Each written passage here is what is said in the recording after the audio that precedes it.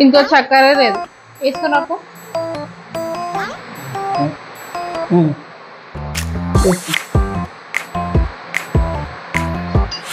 చల్లగా అయిపోయింది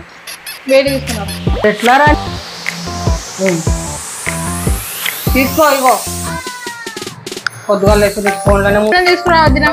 ఇప్పుడే కదా చాదాను అప్పుడా ఏదో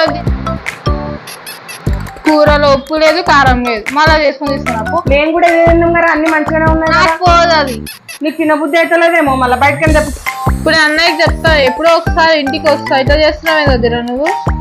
ఏం చేస్తున్నారా మేము తిన్నదే కదా అదేం చూడుగా మొత్తం ఎట్లుంది ఏమీ లేదు కారం లేదు